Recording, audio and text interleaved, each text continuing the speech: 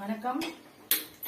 இது நம்ம கிச்சன். இன்னைக்கு நம்ம கிச்சன்ல என்ன பண்ண போறோம்னா முளைக்கீரை கூட்டு பண்ண போறோம். இது ரொம்ப சிம்பிளான கூட்டு தான். நான் ஏற்கனவே உங்களுக்கு ப்ரீ பிளானிங் பண்ணிட்டேன்.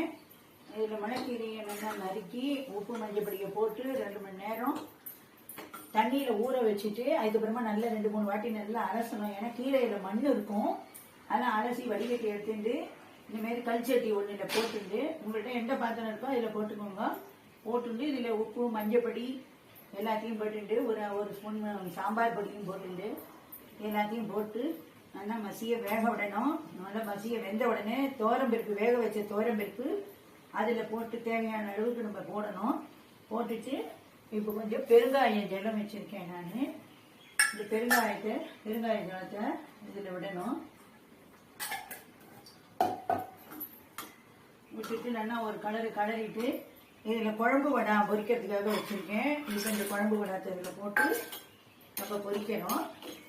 இந்த கூட்டு ஒன்றுமே இல்லை, சாம்பார் ரசம் எதுவுமே இல்லை அப்படிங்கிற அன்னைக்கு கூட இதை சாதத்தில் போட்டு சாப்பிடலாம். கீரை ஃபுல் ஃபைபர், நார்ச்சத்து உள்ளது. இது எல்லாரும் குழந்தையிலேருந்து பெரியவா வரைக்கும் எல்லாம் சாப்பிடலாம். இதுக்கு எதுவுமே கரைச்சி விடணும் அப்படிங்கிறதுலாம் எதுவுமே கிடையாது.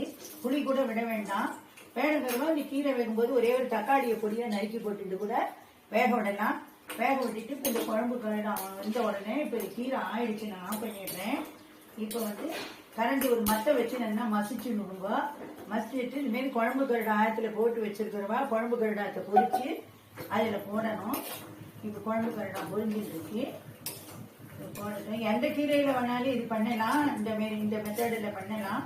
நிறைய மெத்தடில் பண்ணலாம். ஆனால் இதுவும் ஒரு மெத்தட். இந்தமாரி கீரை இந்தமாரி பண்ணுறது இது ஒரு மெத்தடு. இது நல்லா டேஸ்ட்டாக இருக்கும். இந்தமாரி நீங்கள் பண்ணிங்கன்னா இதுக்கு புளி ஜலங்கள்லாம் விடணும் அப்படிங்கிறதெல்லாம் கிடையாது. இந்தமாரி குழம்பு வடம் பொரிச்சுட்டு அதுக்கப்புறமா எண்ணெயை விட்டுட்டு அதில் கடுகு, உளுத்தம்பருப்பு, மிளகாய் வத்தல் எல்லாம் தாளித்து போட்டணும். ஜீரகம் எல்லாம் தாளித்து போட்டணும். இப்போ இதில் நான் கீரை அலசி பிழிஞ்சு போட்டிருக்கேன். ஒரு தக்காளி கட் பண்ணி போட்டிருக்கிறேன். உப்பு மஞ்சள் பொடி சாம்பார் பொடி தேவையான அளவு போட்டு பெருங்காய ஜலத்தையும் விட்டு நல்லா ஒரு 2 ஸ்பூனுக்கு ஜீரகம் போட்டிருக்கேன். இது எல்லாம் நல்லா பொரிச்சு வெந்ததுக்கு அப்புறம் இதில் துவரம்பருப்பை போட்டு இப்போ நமக்கு குழம்பு வடம் பொரிஞ்சு கொடுத்து இப்போ இந்த குழம்பு வடத்தை தூக்கி இந்த கீரையில் போடணும். இது இறக்கி வச்சா கூட நல்லா 1 ஹவருக்கு இது சூடு இருந்துகிட்டே தான் இருக்கும். இதில் இருக்கிற சூடு